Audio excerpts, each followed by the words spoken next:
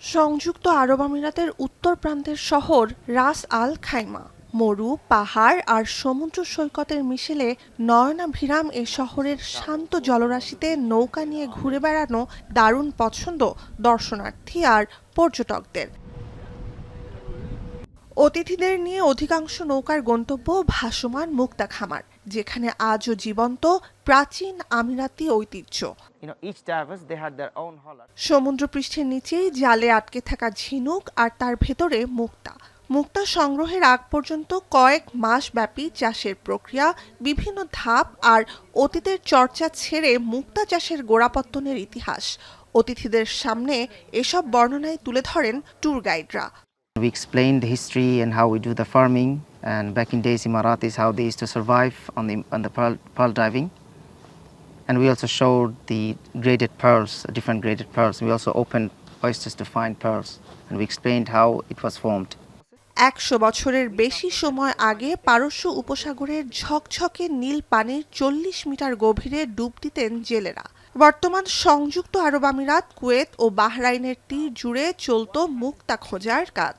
সে সময় উপকূলের মানুষের আয়ের প্রধান উৎস ছিল এটি। খাতটি বড় ধাক্কা খায় ১৯ শতকের শুরুর দিকে, যখন নিখুঁত গোলাকার মুক্তা চাষের পদ্ধতি আবিষ্কার করে জাপান। পারস্য উপসাগরীয় অঞ্চলে মুক্তা শিল্প খাতে অন্ধকার নেমে এলে তেলের খনি আবিষ্কারের মাধ্যমে অর্থনীতির মোড় ঘুরে যায় আবুধাবি আর দুবাইয়ের মতো মৎস্য শিল্পকেন্দ্রিক অঞ্চলগুলোতে। শুরু হয় ইস্পাত আর কাঁচ কেন্দ্রিক বাণিজ্য। তবে জীবিকার প্রাচীন উৎসকে ভুলে যাননি স্থানীয়রা। ঝিনুকের ভেতরে সিরামিক বল ঢুকিয়ে শুরু হয় কৃত্রিম মুক্তা চাষ। ঝিনুকের নরম মাংসল অংশ সেই সিরামিক বল এক ধরনের চকচকে রঙিন রেশমি আস্তরে ঢেকে দিত, যেটি পরিচিত মাদার অফ পার্ল নামে। Pearl diving and the camel farming were the major source of income for Emiratis.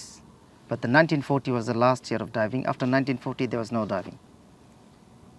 Since they discovered the oil, and also there are two more reasons they stopped diving: because of the Mikimoto, he discovered how to do the cultured pearl, also the World War.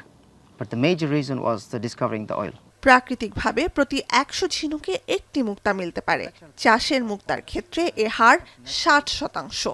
দুষ্প্রাপ্যতার কারণে প্রাকৃতিকভাবে জন্ম নেওয়া মুক্তার দাম হাজার হাজার থেকে কয়েক লাখ ডলারেও বিক্রি হয়ে থাকে। বিপরীতে বেশ সহজলভ্য বলে আকার, আকৃতি আর ঔজ্জ্বল্য ভেদে চাষের মুক্তার দাম মাত্র কয়েকশো থেকে কয়েক হাজার ডলার।